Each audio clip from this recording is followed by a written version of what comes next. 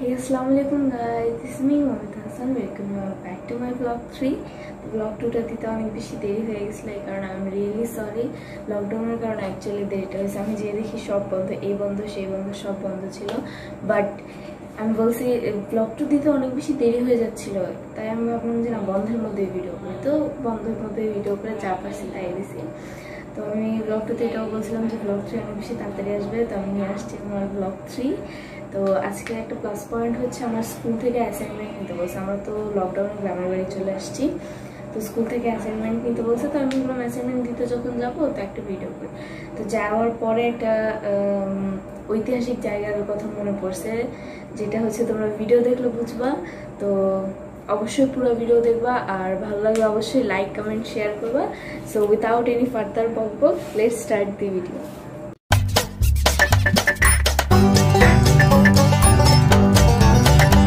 So guys, আমরা assignment নিয়ে রওনা হয়ে গেছি আমার স্কুলের পথে।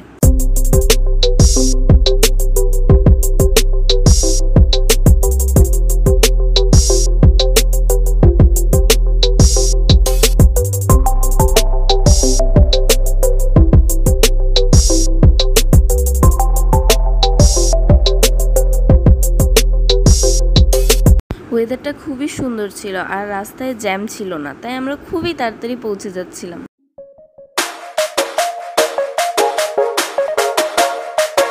সো গাইজ, আমরা চলে আসছি আমার স্কুলে। ভেতরে যে আমি অ্যাসাইনমেন্ট জমা দিয়ে আসছি। এই হচ্ছে আমার স্কুল মাঠ, আর ওই যে নতুন বিল্ডিংয়ে আমার ক্লাস হয়। অনেক দিন পর স্কুলটা দেখে মনটা অনেক ভালো লাগতেছিল। অনেক টিচারদের সাথেও দেখা হয়েছে।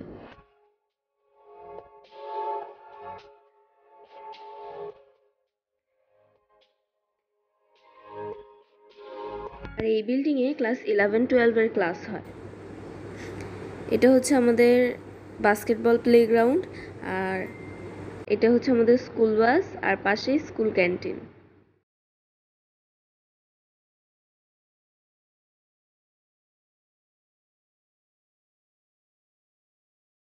আর এটা হচ্ছে আমাদের স্কুলের শহীদ মিনার।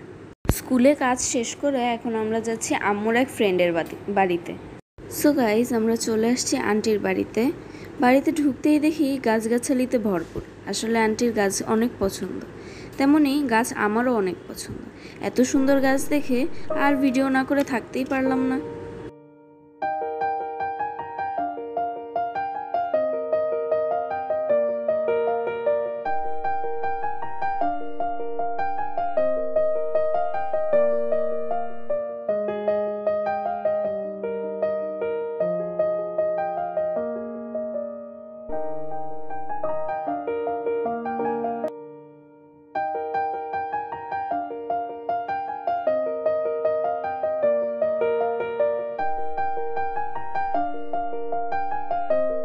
The next day, পরের দিন মূল ভিডিও যা নিয়ে সে জায়গার উদ্দেশ্যে রওনা হলাম ভোর 5টায়।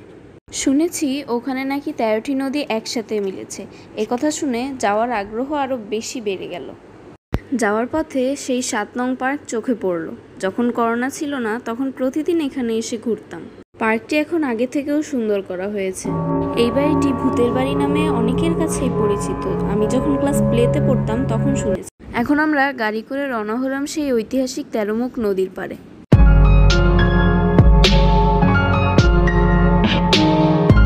আগেই বলেছি সবুজ প্রকৃতি আমার খুব পছন্দ। এমন সুন্দর প্রকৃতি দেখলে ভিডিও না করে থাকা যায়? The day was very much Windy. প্রচুর দক্ষিণা বাতাস ছিল সেদিন। এই হচ্ছে সেই ঐতিহাসিক 13 মুখ নদীর পাড়। এখানে 13টি নদী একসঙ্গে মিলেছে। জায়গাটা নর্মাল হলেও অনেক সুন্দর।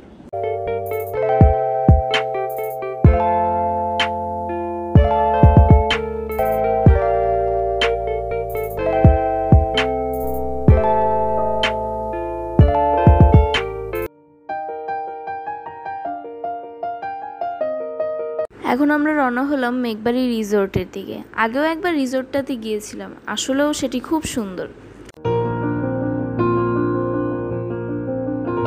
বাঁশঝাড়ের দৃশ্যগুলো দেখে সেই ছোটবেলার কবিতার কথা মনে পড়ে গেল।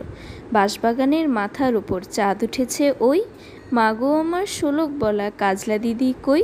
কিন্তু দিনের বেলা তো আর চাঁদ দেখা যায় না, তাই না?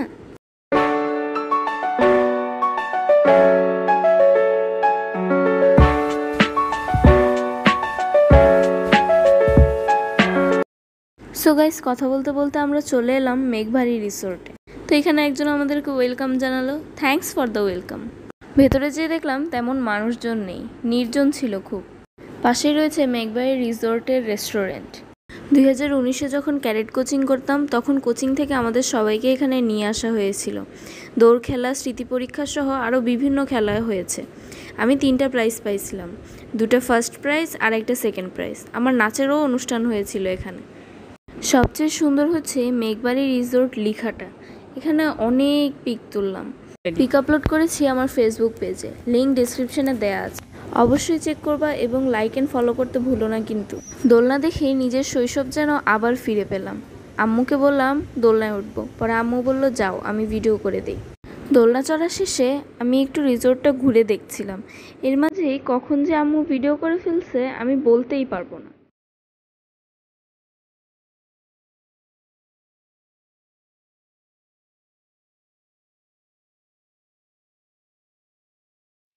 পুলের নিচে অনেক ধরনের মাছ আছে। পানিটা নোংরা হলেও এখানে অনেক ধরনের অ্যাকোরিয়াম ফিশ রয়েছে।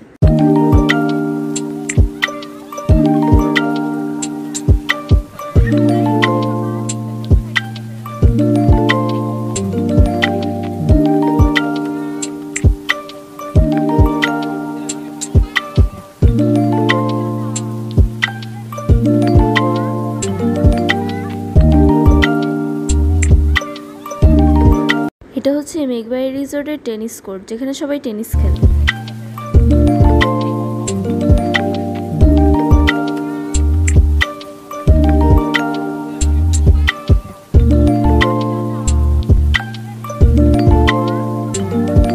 সবুজ ঘাস দেখে জুতো খুলে হাঁটতে ইচ্ছে করছিল, কিন্তু ওখানে অনেক ময়লা ছিল, তাই জুতো সহই পুরো রিসোর্টটা ঘুরে দেখলাম।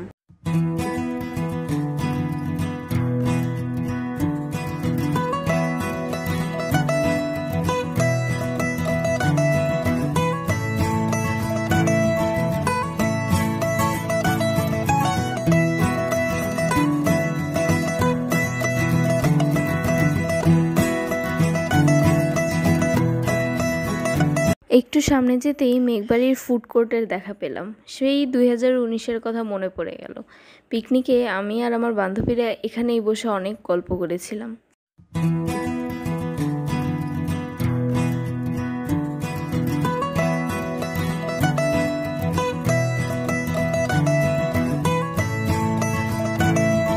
এটা হচ্ছে মেঘবাড়ির সুইমিং পুল। এমনিতে এখন এখানে একটুও ভিড় নেই, কিন্তু যখন মানুষজন থাকে তখন হাঁটার পর্যন্ত জায়গা পাওয়া যায় না, বসা তো দূরে থাক।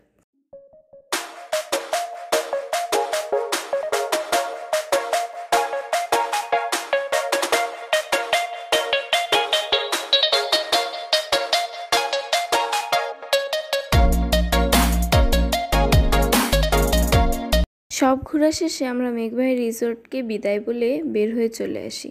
এখন আমরা গাড়ি নিয়ে আবার ফেরত আসবো উত্তরা।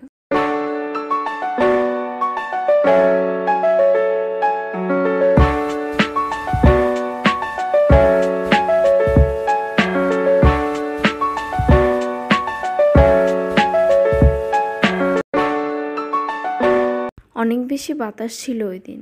অত বেশি বাতাস থাকায় ব্লগ করতে তেমন একটা কষ্ট হয়নি।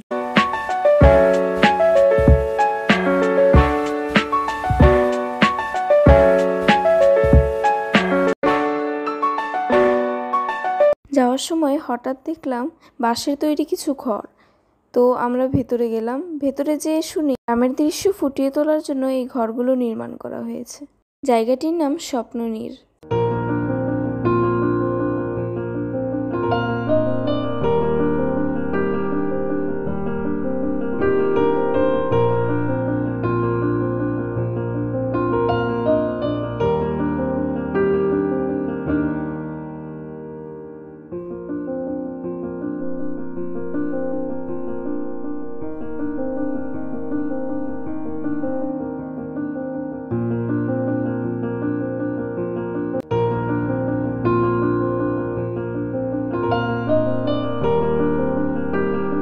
জায়গাটি খুব সুন্দর ছিল বলে আমি পুরোটা জায়গা ঘুরে দিই। ঘোরাঘুরি শেষে আমরা স্বপ্ননীরকে বিদায় বলে চললাম আবার উত্তরার পথে। যাওয়ার সময় সামনে দেখলাম অনেক সুন্দর হাট বসেছে। এখানে বিভিন্ন ধরনের বিভিন্ন জিনিস পাওয়া যায়, ফলমূল থেকে শুরু করে শাকসবজি পর্যন্ত সব পাওয়া যাচ্ছে এখানে। যখন চলে এসেছি তখন ঠিক সন্ধ্যে 7টা বাজে। সারাদিন ভ্লগ করে অনেক বেশি টায়ার্ড হয়ে গিয়েছিলাম, তাই খাওয়া দাওয়া করার জন্য আমরা একটি রেস্টুরেন্টে বসি।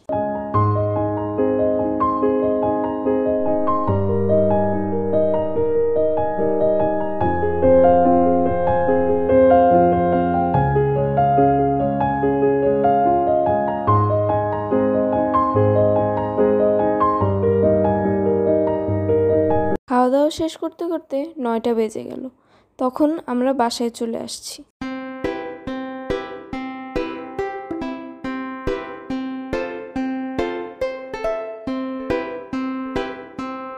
সো গাইজ, আমি চলে এসেছি বাসায় আর অনেক বেশি টায়ার্ড হয়ে গেছি। সারাদিন ব্লগ করে বের হয়েছিলাম সকাল 9টার দিকে, আর এখন বেজে গেছে অলমোস্ট রাত 9:30। তো 12.5 ঘন্টার জার্নি ছিল। তো ব্লগ 3 ছিল এই পর্যন্তই।